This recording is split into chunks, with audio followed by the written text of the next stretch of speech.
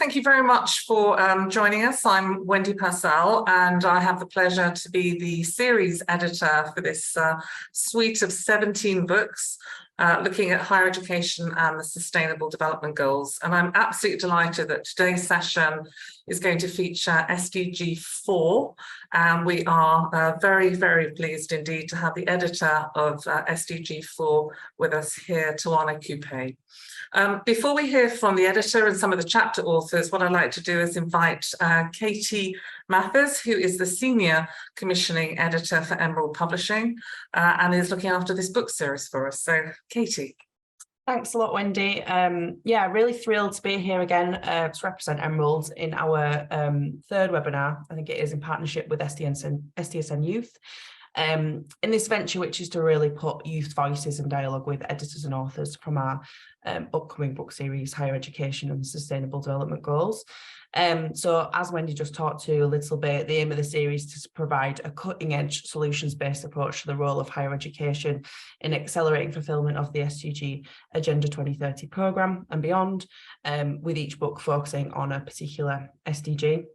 So as the commissioning editor here at Emerald for this new book series, I just wanted to take 2 minutes to talk about Emerald's commitment to SDG-aligned and impactful research and sort of contextualise our commission of the series, as well as our partnership with SDSN Youth in this new webinar series, before we get into the main session. So in terms of Emerald's SDG commitment, at Emerald, we recognise that it's essential that publishers help to further change in academia, but also support research that can make a difference to society. So some of the key milestones in this journey have been that in 2018, we launched our Real Impact Manifesto, which introduced our commitment to publish research which makes a difference and supports real world change. In 2019, we became an early signatory of DORA, which is the Declaration on Research Assessment, which recognises the need to improve the ways in which researchers and the outputs of scholarly research are evaluated. In 2020, we signed the SDG Publishers Compact as a founding signatory. Signing the compact was a firm commitment to curating content that aligns to the UN SDGs and that has a mission focus. At the end of 2020, we created 4 Emerald goals that are aligned to the SDGs. These are fairer society, quality education, healthier lives, and responsible management. And this was us really pivoting to being truly mission-led and championing research with the potential for real societal impact within that kind of SDG-aligned framework. For each of our goals, we have an advisor, and I'm really thrilled to say that Wendy is our advisor for Fairer Society, as well as series editor of the book series.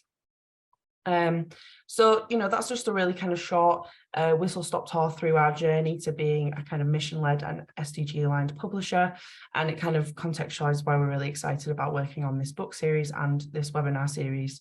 The conversation about the role of higher education as a mobiliser of change could not be more pressing, and as a home of that kind of mission-led, impactful research, the book series is really at the heart of what we want to do. So we're really thrilled today to be focusing on SDG 4, a book that's soon to be contracted with Professor Tawana Coupe as editor, and Tawana is Vice Chancellor and Principal University of the University of Pretoria, with that book likely to publish in 2024. And a hugely important part of the series is and will be emphasising the student voice. So we're really excited to be partnering with SDSN Youth and put that agenda to the fore with this series. So I'll pass back to Wendy, who's our series editor, to chair us through the rest of the session. So thank you very much. Thank you so much, Katie, and thanks for your support. And you mentioned there the critical differentiator, I think, of this whole book series is the focus on the student voice. And it's an absolute pleasure to invite Brighton Keoma, who is the United Nations Sustainable Development Solutions Network Global Director for Youth, and my partner in crime on this. So Brighton, if you want to offer your comments here, that would be great. Thank you so much, Professor Wendy. Good morning and good evening, colleagues, depending on where you're joining us from. I'm very excited to speak on behalf of the SDSN Youth, specifically about our critical role in this particular initiative. As an organization, our commitment is ensuring that we ask ourselves critical questions with one being, who are the ones left behind as we work towards achieving Agenda 2030? And in our approach, we realize that the 1.8 billion young people globally continue to be left behind, especially in terms of contributing to academic research, policy, as well as solutions towards the Sustainable Development Goals. As most of you might be aware, the State of the Global Learning Report, which was published in 2022 by UNICEF, the UK government, and UNDP, reviews very staggering numbers when it comes to the learning poverty. The report highlighted that just in 2022, 70% of 10-year-olds continue to remain in the learning poverty and unable to read and understand a simple text. That very staggering number reminds us of the critical role why SDG number 14 is important in achieving the other goals.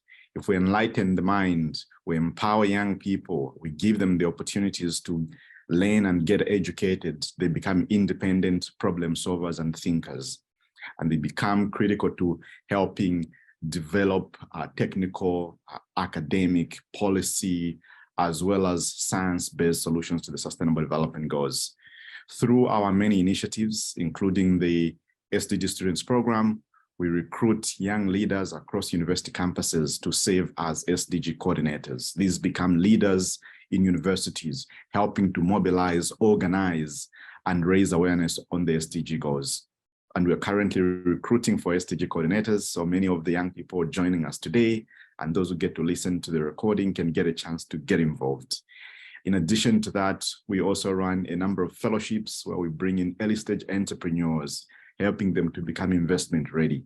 And as a young person, and particularly a young African, I believe that we also need to critically think about how do we ensure that we elevate access to quality education, especially in the emerging markets and the developing countries, because we continue to see huge inequalities. And I'm very excited again to continue supporting the 17 Books Project and looking forward to learning more from the book editors, including our distinguished speakers and Professor Tawana Coupe.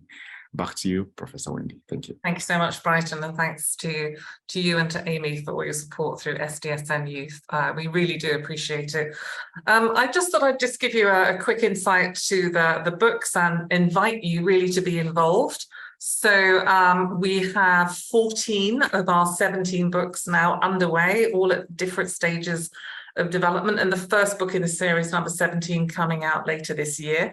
So if you look at that distinguished cohort of people who are stepping forward globally, global scholars, President Cabrera from Georgia Tech, who is looking after SDG 17. Obviously, we're going to hear now from the Vice Chancellor and Principal of the University of Pretoria, Professor Tawana Coupe, who's looking after Book 4. Ambassador Sarah Mendelsohn, Book 16, professors all across the world who are coming together to join this initiative and actually encouraging their students also to be authors within those books as well. So please do reach out to us if you feel that you can be involved. Many of them are still open, and you can go onto our website. I'll put the link in later. And look at the books that are open to chapters. And we still have some spots available for editors as well. So there's some editor spots coming through.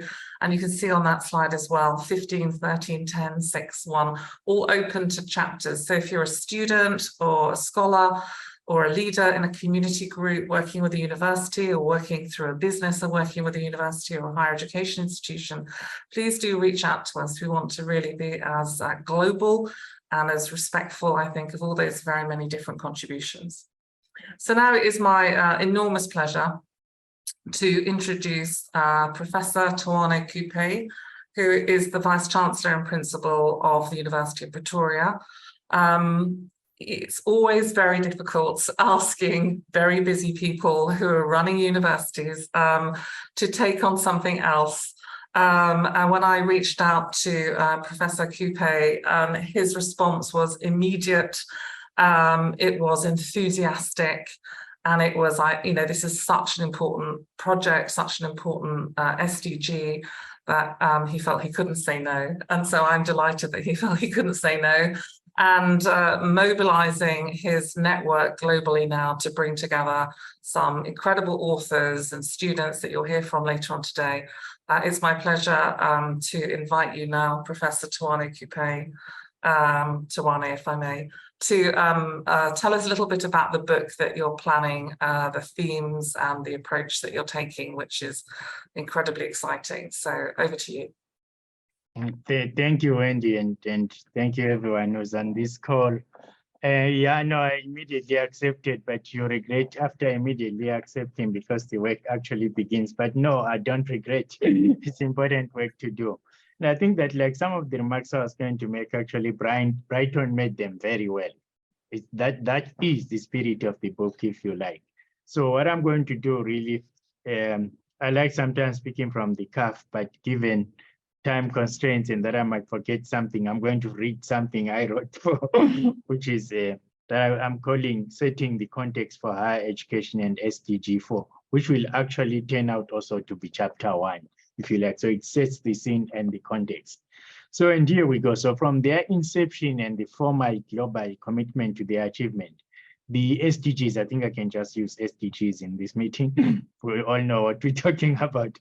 Are well recognized as an aspirational framework towards creating a better shared future for all. I think it's very important to understand their aspirational nature and the emphasis on a shared future for all. I mean, futuristic is something that must also, or future-oriented and futuristic is something that this book will in a sense, the chapters will in a sense embed, echo, and emphasize. Notwithstanding the good intentions, achieving the goals by 2030 is a challenging feat because it's actually about 7 years away from now, made even greater by profound social and economic disruptions brought on by the COVID-19 pandemic. So the task has been made harder since COVID-19. But I think by saying that it's a challenging feat, we can't say, therefore, we give up. No, we can't give up, because that we must aspire for a shared and a better future for all. So as we look to face these challenges, our harsh reality is that we do not have the luxury of time. We may speak of a commitment towards 2030, but we are already immersed in a storm that will not abate. It's important that when we think of the future, we remember Neil Labout's famous words, the future is now. It's time to grow up and be strong. Tomorrow may be too late. Serving as an integral sector of society, higher education plays a critical role in accelerating the achievement of the SDGs, something that Brighton was also saying, and in finding ways for the world to address the complex challenges faced as we move towards our desired future. Specifically, higher education is central to SDG 4, which in turn is a critical enabler of the remaining SDGs. So, and that is why when you asked, I said, absolutely, without SDG 4, you can't possibly then achieve the other SDGs. And so this is like, it's a very central, as I say, central to everything that happens with the other SDG. You want to end poverty, you want social mobility, you want a better life for all. That does not happen without education, right? And also, especially for the more complicated challenges that society faces, higher education becomes very important, because therein lies the institutions and the people that are educated themselves and trained themselves to address the complex, intersectional, interrelated challenges that face the world. And remember, the SDGs are an interesting phenomenon. They're intersectional in nature, and also they're interrelated. You can't achieve one in isolation to the others. And also, so education being something that produces knowledge, or where knowledge is co-created, something if used intentionally, if you like, has a multiplier effect in relation to questions of impact. So at the same time, societal stakeholders are increasingly questioning the exclusivity of universities, their perceived dislocation or alienation from societal needs, and their contributions to advancing sustainable futures. So here is the conundrum we face. We're writing this book and we're very fast towards achieving the sustainable development goals. When higher education institutions are some of those institutions distrusted or not trusted, and among some sectors of society, even hated and dismissed as irrelevant to society, when there's no other time when they are even more pivotal to achieving those societal goals. So exploring higher education in relation to SDG 4 and the entire SDG framework is indeed therefore timely. So it's because we sit at a moment when higher education institutions are needed most, but they do not carry that trust holistically and for a critical mass of society to do that. There's no better time to actually accept the challenge and demonstrate how higher education can do so. But it also creates an opportunity for honest introspection and reflection on our role as institutions of society. So some of the criticisms leveled at us cannot just be dismissed, as well as those who just hate knowledge, fake science, and so on. We must actually reflect back and say, how have we conducted this and built really impactful, transformative relationships for sustainable futures with the rest of society? So, but it's a moment where we can say, yes, we've done so in this way. These are our shortcomings, but this is how we're going to, in a sense, re-engage and be critical to the project of creating sustainable futures. Furthermore, it serves as a catalyst in a pursuit to ensure and increase our relevance through intentional efforts towards greater societal impact that is characterized by inclusivity and clearly evident contributions to just, inclusive, and sustainable development. So I think that's very, very important.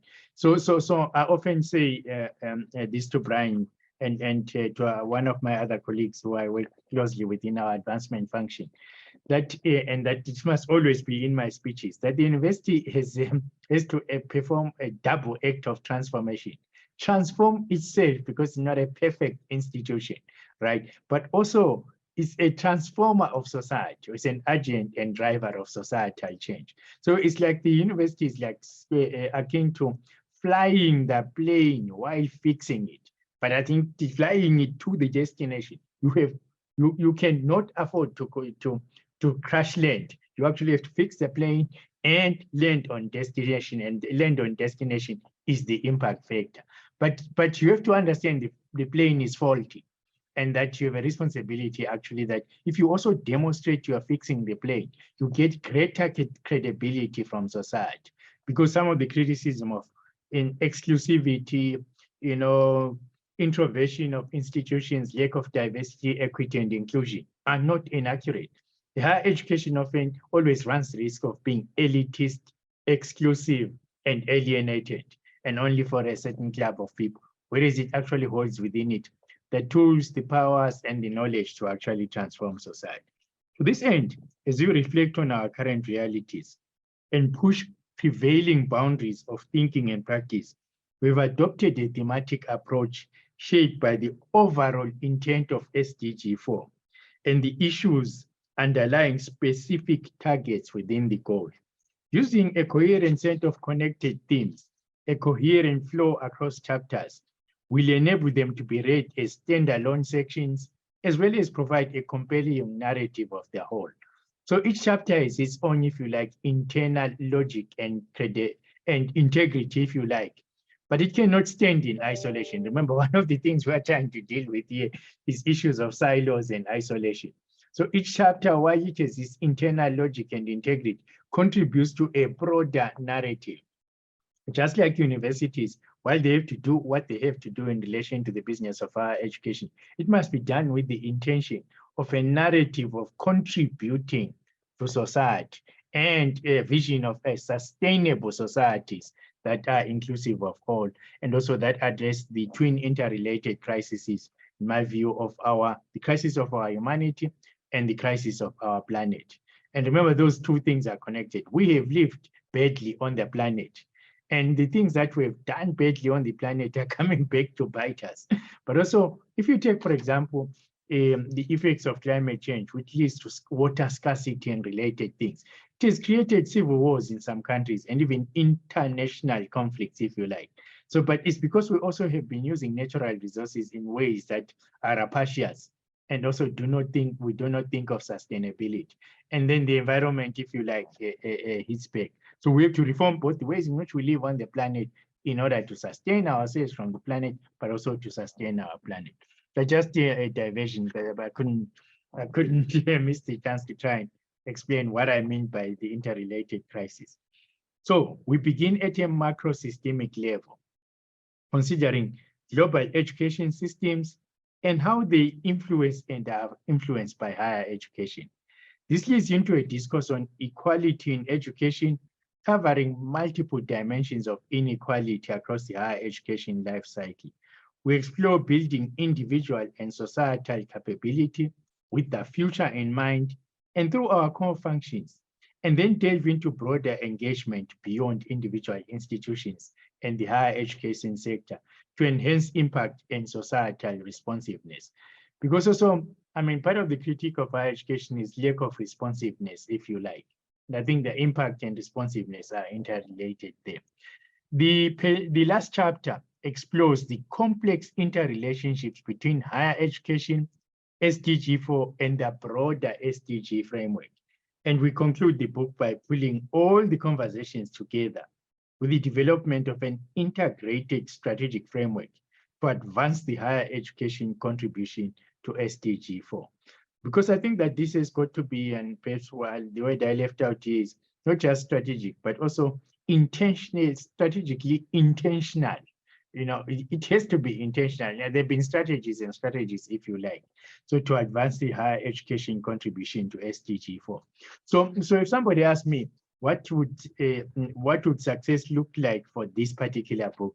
Success would look like we've actually demonstrated how higher education does, but so far in a limited way, and ought to, and also in a very intentional and strategic way, deliver on impact and be a catalyst to in achieving all of the other SDGs. Remember, I said that SDG 4 is really pivotal to the achievement of all of the other SDGs. I mean, even SDG 17 partnerships. You can't possibly do partnerships if you lack knowledge and understanding of a critical nature and why partnerships are a way of mobilizing each other and connecting with each other for the collective common good. So I think I'll stop there because I can feel getting excited and going on. And whereas I think the chapter contributors are more important than the overall editor. But we're really excited, and I think that you adopted this really beautiful thematic approach for the book, and I think that's just really powerful. And I think the comments that you're sharing there, you know, encouraging, I think, higher education to kind of look in the mirror and get our own house in order, but also to, as they say, look out the window. You know, so it's connecting. So by engaging, you know, with the SDGs, we transform ourselves as institutions, but we also then, as you say, transform society at large, but not to shy away, as I think you did so well, to shy away from some of those big issues. I mean, this is an agenda fundamentally rooted in equity, leaving no one behind, as you know, that's the ultimate outcome goal there. So you set the stage beautifully, as always, to lead us in to hear from some of those chapter authors that you spoke about. And so I'm going to invite your great supporter and dear friend now, Brian Chickson, who is your President's Advisor on Special Projects and has been such a great supporter of this project. So Brian, I know that you've invited along some of the chapter authors to talk to us and give us some insights about the approaches. And I think the other thing about this book series is people are not telling us how to do things. They're sharing their experiences and learning very humbly as kind of directions so that we can amplify that learning. So we want to hear from you, Brian, about the chapters and for you to invite us to listen to some of the chapter authors. So Brian, I'm going to hand over to you. Thank you. Thank you, Wendy, and thank you, everybody. I'm going to be relatively brief, given that Professor Cooper has given an overview, and I'd really like to give the chapter authors a bit more time. So I'll only add on a few different pieces. And in terms of the design, the developing the architecture, I think what's important to reflect on is we use the design thinking approach in a way that would shift us from adopting a linear logic to an ecosystem view that helps us to navigate the complexity that we're playing with. Okay. Professor Cooper has indicated the different inputs that we used. It was really, we looked at the intent of the book series. What was it trying to achieve? We looked at a more granular detail of SDG 4, and in doing so, seeking to understand what's really going on here. You know, what's behind this here? What are we really trying to achieve through SDG 4? And on that basis, we were able to synthesize a thematic approach with a flow of chapters that, as Tawana said, could be read, could stand alone or be collectively used to tell a coherent story. So in terms of the chapters, we've been given an overview in the introductory chapter. I'm not going to talk in much detail about chapter 2, which is really titled Global Educational Ecosystems. And for that, we've got a big hitter team who are the contributing authors. Teboho Moja from New York University, supported by Monroe France, who was at New York University, but he's moved over to a significant role at Tufts. And joining them is Palesa Chandu, who's doing her a master's in public policy at New York University, and she's going to represent the student voice. And I'll leave it at that for that particular chapter. In chapter 3, we're focusing on addressing equal opportunities in education. And as Professor Kufe has indicated, we're adopting a wide-angle view of inequality in terms of the multiple dimensions of inequality, such as the various forms of discrimination, social class, etc., and across the life cycle view, considering both access, the building capacity through creating knowledge or learning, and ultimately life opportunities post higher education. Okay. Chapters 4 and chapter 5 we've spoken about. Chapter 4, looking at building impact for capability. We have Willem Fourie from the University of Pretoria, who also looks after our SDG hub, and Samantha Castle, who is doing her PhD in leadership related to sustainability, and she'll represent the student voice. So I'll leave that discussion to them. An interesting thing about SDG 4 is its linkages and dependencies, and chapter 5 has a more detailed look into those linkages and dependencies and how they fit within the broader SDG framework, and how do we think it should look going forward. And as we close it with synthesizing a strategic approach. In terms of the student voice, one of the things that we're really keen to do is to weave that student voice in through all of the chapters. And as you can see in the authors that are joining us, there is a student voice being represented throughout there. We'll probably reflect on that in a little bit more detail in the introductory chapter as well. But there's a strong focus on the student voice, but we're leaving that to a large extent to the authors to let that emerge and give expression to that. Okay. In terms of where we are now, just from a process perspective, so we've submitted our proposal. It's been received pretty favorably. Thank you very much to Emerald Publishing, and there've been fairly favorable peer reviews, which indicate that this is an important piece of work that will contribute to the body of knowledge that's emerging.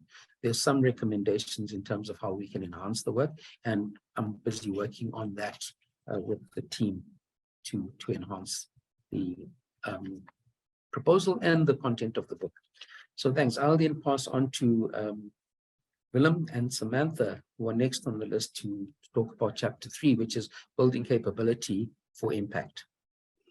Yeah, thank you very much. Good afternoon, evening, good morning to everybody on the call. Yes, I mean, first of all, thank you so much for the wonderful privilege to be able to contribute to this amazing book. In our chapter, and Samantha will be saying a bit more about that, we we use a story, a narrative as the basis.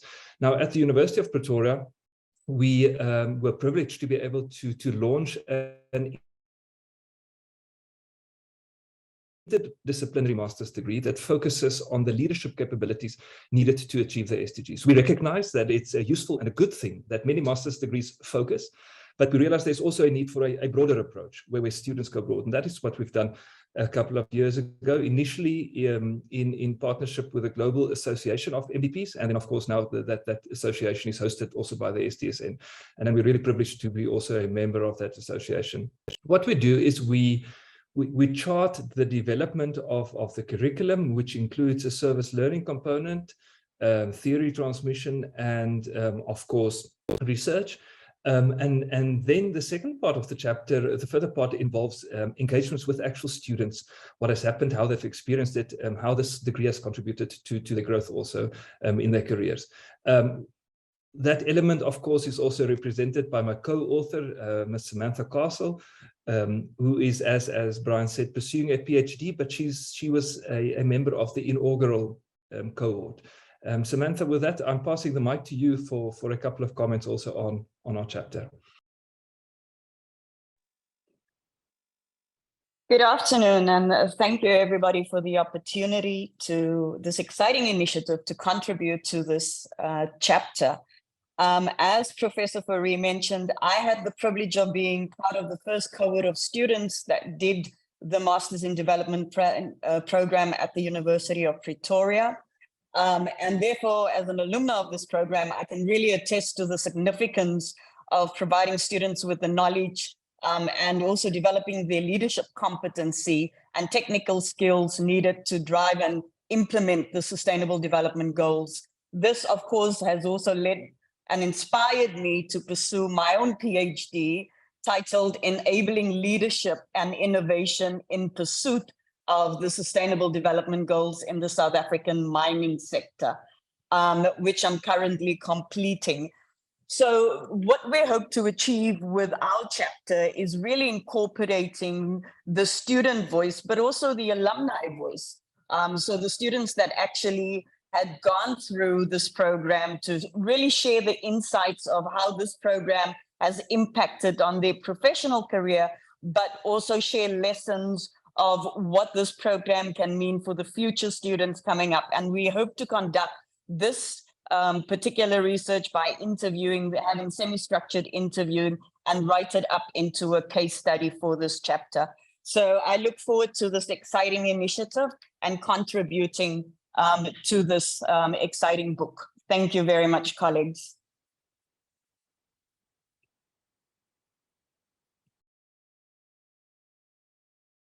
Thank you. Thank you very much, Samantha. And that's all. Unfortunately, need to kill the video again. There are kids running around in the background, so I don't want to distract from the meeting, but be assured that I'm attending attentively. Yes, Brian.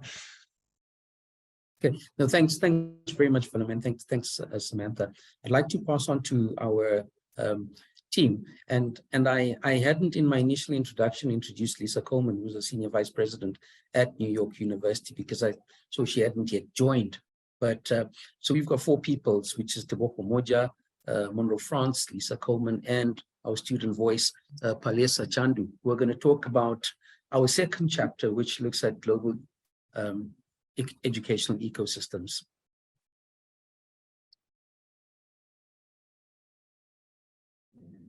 All right, thank you. Let me start by sharing the screen. It will make it easier to address some of the issues that our team is going to cover here. Well, thanks, Professor Cooper, for that introduction. So hopefully it's recorded, we can get it, because it really frames the book very well. And I feel like it's a chapter already written, so that will be very helpful for us as we proceed with this.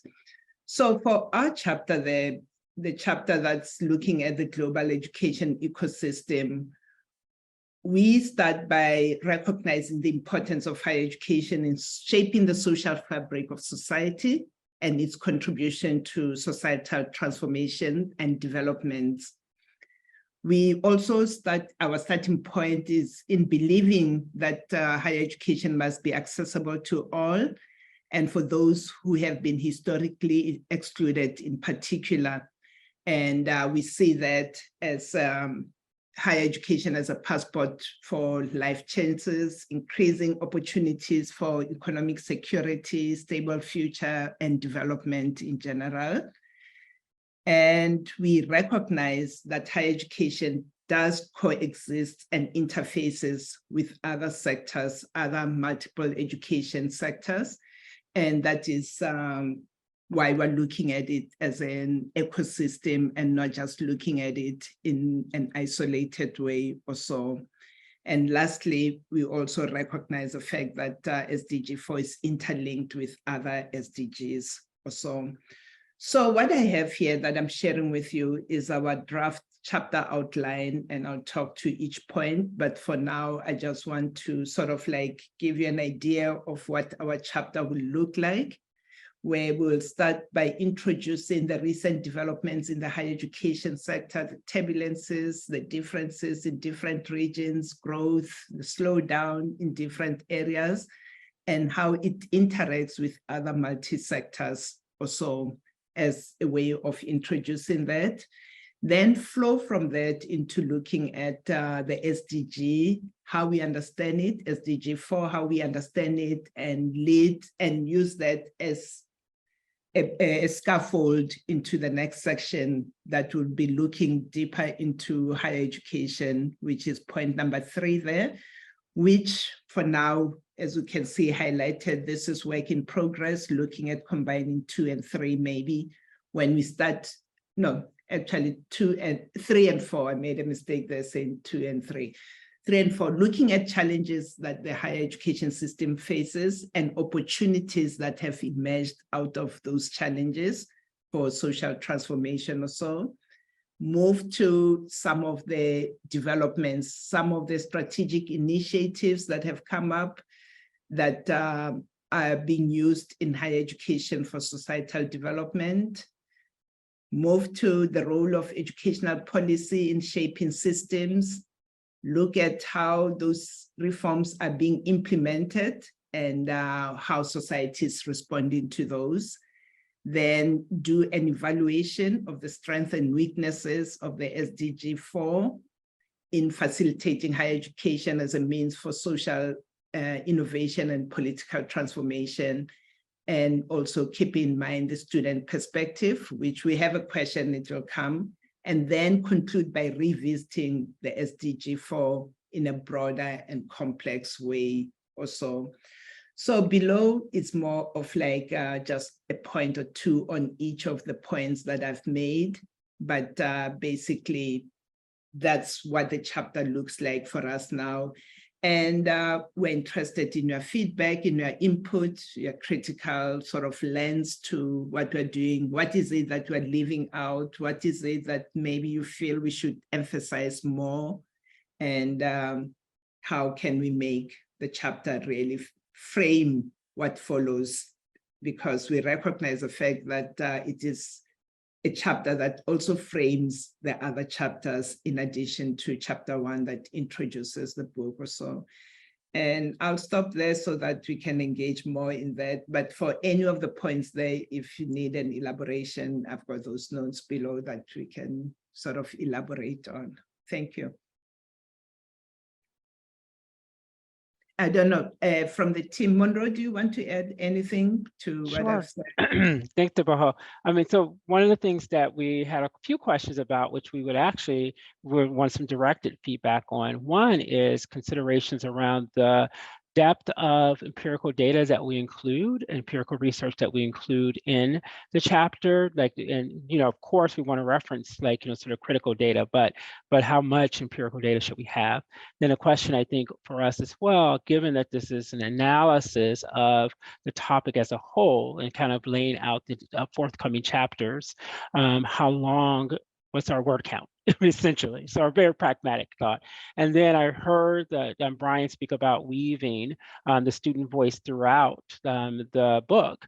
And so our curiosity is, should we have that student perspective weave throughout the chapter, or should it be a standalone section within the chapter in terms of student voice and reflection? So that was our third question that we had, and just for consideration and for feedback from others, even if there's not a set approach, that just thoughts from others, which you think would really resonate for the readers and really strengthen this particular chapter. Mm-hmm. And maybe Palisa, open to conversation. Yeah. Palisa, do you have a question, comment for now? Sure, Prof. I think maybe just to reflect on the opportunities and challenges that we had discussed earlier as it relates to higher education. We do recognize that AI is definitely becoming an important discussion around the globe. And for us, I think it's also an important reflection to see how we both outline the opportunities and challenges that come with the digital divide. Also, if you consider countries such as South Africa, where there is a significant divide, I think for playing in the global field, we think that there can be some sort of equilibrium within higher education, within AI. However, as we know, the conversations that have been taking place as it relates to policies, we also would like to probably reflect on those opportunities as well. Thanks. I don't know if Dr. Comey wanted to add anything more, Lisa. No, I was going to add the tech part and really thinking about this intersection with technology and, of course, the multi-sector components and working across sectors, and really emphasizing that in terms of if we're going to, and this goes back to Boho's, of course, earlier point about intersecting with other types of sectors, because of course it's SDG 4, and then thinking about the intersections with the other goals. And can I just, for one last thing too, I was thinking, and this came out of Tawana's framing comments, and also we've been kind of focusing on this, just that with the critique of higher education in terms of like needs to transform itself and also transform the world. And one of the things that I think about institutions, in particular higher education, because we have most generations in one box or one in these brick and mortars or virtually, is that like institutions are always racing to catch up with these people, right? And so how do we hold that, like, you know, as we do an evaluation of SDG 4 is about equity in higher education and access, right? And so there's almost, in some ways, it's always behind, right? As we're trying to make sense of preparing for, like, you know, its current learners and how we engage the workforce in higher education as well. So just something that I think we're should consider and grapple with as well as we're thinking about our chapter and ecosystem of higher education. Yeah. And I do want to add that when we think about higher education, this piggybacks on what Mama was just saying, higher education is shifting, not just because of demographics, but because of differing educational models. Sharing, that would be great. Sorry, thanks. So that was that. That's Tabaho. Yes. Tabaho, if you stop sharing. Okay. Yes. So I was just talking about the different educational models, for-profit, particularly in the United States, nonprofit, and then the shifts in educational systems and service delivery. And so that is quite, there's quite a proliferation, and I would say multivariant approach to this as we think about higher education and the shifts. And so, of course, thinking about that in our chapter, and that's part of the ecosystem piece that, of course, will be under consideration. Thank you, Lisa. So keep going, Brian. This is fantastic. I'm loving Let me, I'm so sorry. If my phone dies, I'm sitting, and if my phone dies, if I disappear, it's because my phone died. I just want to say that. Okay, thank you, Lisa. Thank you. Sorry, I found it actually really fascinating in terms of how the chapter 2 team turned it into a conversation, right? Fabulous. Which is really the spirit that we've been pulling together the book with. But also, just for some context, I mean, we went around getting author participation in an intentional way. And one of something that was different to many of the other books that we are aware of is that we didn't put it out for proposals, okay? And we rather did an intentional design, and then sought who we felt were world experts and global experts within that context. And on that basis, we then felt it was appropriate not to be prescriptive, but to apply discretion to the authors, because hey, you're the experts, right, on that. So when it comes to things like the extent of empirical data, the only comment that I would make is that we have a vast audience. Okay, the audience is not limited to higher education, right? We're looking at engaging a really wide platform. Okay, so that would probably be enough shape for you to determine what is the extent and what is the style to which you focus on things like empirical data, right? Secondly, again, with the student voice, we haven't been prescriptive. We're saying that we would like the student voice weaved through the book.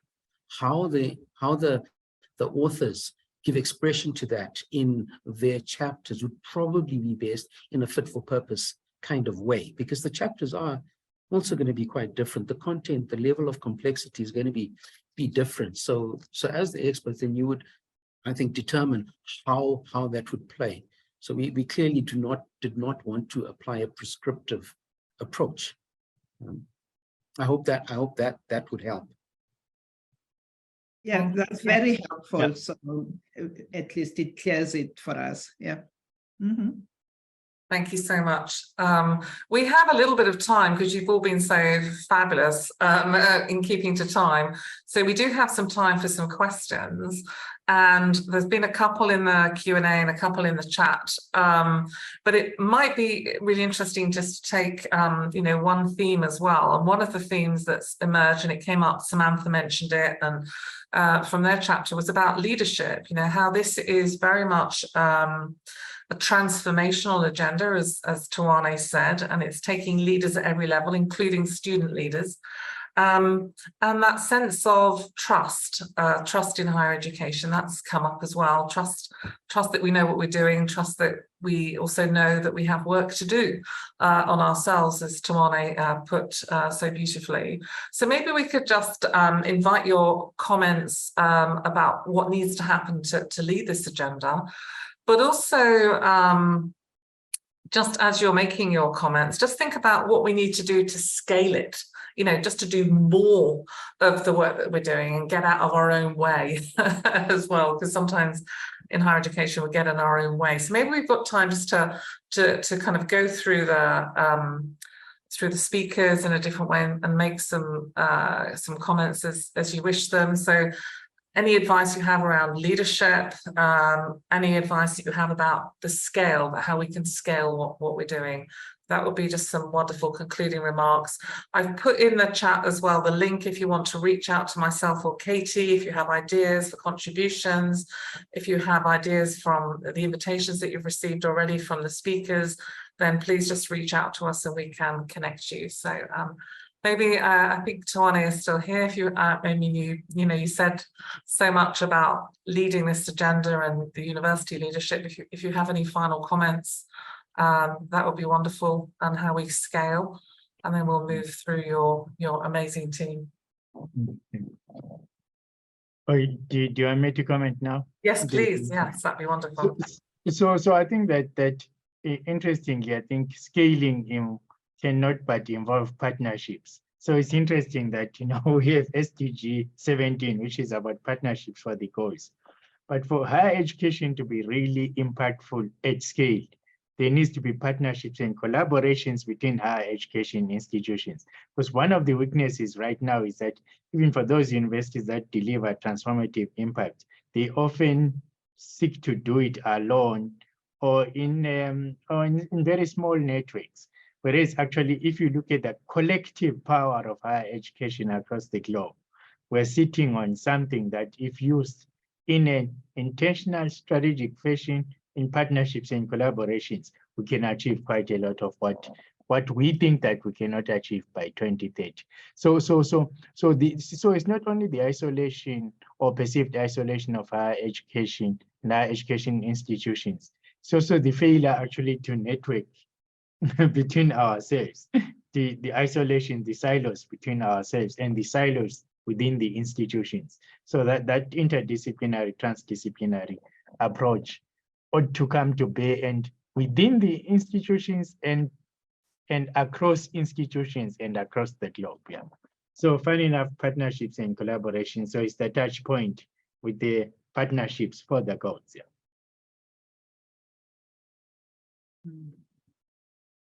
You are muted, Wendy. Yeah. If you want to go far, don't do it alone. I think there's a wonderful proverb there that talks about that, but you're absolutely right. We call for radical collaboration. So really thinking about partnerships in a very different way. So thank you very much, Tawane. Brian, do you want to just bring in people as they put up their hands or make comments, or just to finish up? That would be wonderful. If you want to offer a view, Lisa, Monroe, Brighton, Samantha, please just offer your final thoughts, and then we'll close out. Yeah, well, I think you've done that, Wendy, and opened up for him. And maybe we should just go through the chapter 2 team first, and then Willem and Sam to close out from our side. Anybody from our team who wants to add something? Sure, I can say something quickly. So the thing about leadership and trust, I think, is what we're getting at, right? And for me, of course, this is a big leadership question, because when you're in power, how do you decide to harness that power in higher education, to be able to make change, right? And so this is a huge leadership question, but it's also a collaborative leadership question. Is how we reimagine leadership for what's needed into the future, right? And so I think that, we continue to educate people in the same models in which we've been educated within, right? And so there needs to be a massive disruption so that higher education is not just about education in this moment, but is education for the future. And as Tawane said, the future is now, right? And so that is, we have to start to reimagine, which takes deep design thinking approaches and collaboration across industries, across disciplines. And I would also offer, of course, it takes us thinking about higher education more broadly. So for example, here in the US, there's a big assault on affirmative action. Where I feel we're falling short is that there's not a deep collaboration through K through 12 in higher education right now, as we address this in the US from a US context, right? And so I think that we're not only looking at thinking about leadership within higher education to transform, to achieve the goals, but we have to think about leadership across sectors and across industries, and also more broadly. And so those are some of my thoughts as we try to build trust, right? Because if we don't create an ecosystem where there's a pipeline for trust, from thinking about from beginning to to end, right? I think then we'll continue to find that there's ruptures and us having trust for the very people that we want to include in higher education. And so those who've been marginalized, we have to think about it from a holistic approach. Thank you. I think we're all... Go ahead, Lisa. I was just going to piggyback on that quickly. I'm sorry, I don't know. I can't find the raise the hand function. I apologize. I was going to piggyback on what Monroe said, and I think this deep process of design thinking is a process of co-creation. And so as we think about leadership for the future, I also think we should be thinking about my leadership with students and how we create new leadership models. Our students become our alums, they become the leaders, immediately, right? And so they are emerging leaders. And so as I think about the co-creative process, and even in the written work, is how do we bring students into that process, not just thinking about student leadership, but reimagining leadership for their futures. And we know that is very much what, when we talk about these generational differences, one of the things that we know is that emerging generations don't want to be handed a baton, they want to share the baton. So how do we do that in the process of writing, of reimagining leadership in other areas as well? So I just wanted to say that, because I think when we think about partnership and collaboration, sometimes we think about partnering and collaborating with the people we already know. And so I'm thinking to collaborate with emerging, and that means we have to build deep relationships, as Monroe is saying, with people that are emerging, and maybe reaching outside the box in some new and interesting ways. And I'm not suggesting I even know how to do it. I do have a 12-year-old mentor right now, so maybe I should talk to her anyway. And I know that Brighton has a global network of youth leaders who are, you know, grappling with that too. I don't know if you have some comments there, Brighton, on the work that you're doing to uplift those change agents, really. Brighton, if you want to make a comment. Or can I Yeah, come in? please. And yeah, we're piggybacking on each other. So still on the Yeah, issue of leadership, I think we should also consider political leadership that makes higher education feasible and possible to deliver and all. So we're looking at leadership from different angles, from leadership within the institutions and leadership from outside that makes higher education systems functional. So political will and all that impact on the delivery of higher education. Just a quick comment adding to that. Thank you. So maybe I just, Brighton, do you want just to comment on youth leadership? I know you're doing lots of initiatives in this space through SDSN Youth and uplifting, I think, those change agents, not just of tomorrow, but of right now. So. Yeah, absolutely. Thanks for that question. I think it's been a really energizing conversation, hearing the different perspectives and approaches to working on SDG 4 specifically. I was really taken aback to think about the Transforming Education Summit, which UN Secretary General Antonio Guterres convened last year. I think that was like really a critical juncture in transforming the education system from the political systems to education practice, but also mobilizing the different stakeholders. And one thing that came out was confronting, the triple crisis of education. One being of equity and inclusion, which Monroe spoke about, and many other colleagues. As we've seen, millions are currently out of school, but also a crisis of quality, where we're experiencing that even those who are currently in school, including higher education, are not even learning the basics. And also this crisis of relevance in terms of how do we make sure that educational systems are equipping the new generation and next generation with the values, the knowledge, the skills, and all the 21st century competencies UNESCO spoke about in its declaration. So within the context of SDSN Youth, our mandate is to create opportunities like this for young people. We just launched a new project where we were working with the International Baccalaureate, IB, to train teachers in social entrepreneurship and innovation and co-creation. And we'll be providing small grants to young people, including those in high schools, for them to start small projects around the sustainable development goals, for them to translate the goals into practical solutions. So those are some of our new initiatives, emerging initiatives, and we are not in short supply of 10-year-old and 12-year-old mentors. And this is one of your great initiatives as well, as we hook up with Emerald Publishing and SDSN Youth. Thank you very much for all coming along to tell us about higher education and SDG 4, which is a forthcoming book in our book series. We will be holding some other webinars with some of the other editors, many of whom are actually on this call. So it's great to look out for those. We'll advertise those through the SDSN, and this recording will be available both on the Emerald website and the SDSN website. So thank you very much. Have a good rest of evening, afternoon, morning. Take care, everyone. And we'll Bye-bye. see you. Thank you so much, Professor Coupe, to Brian Chickson, to all of your team. Thank you. Yeah, thank you, Wendy. Thank you so much. Bye-bye. Bye, everyone. Bye.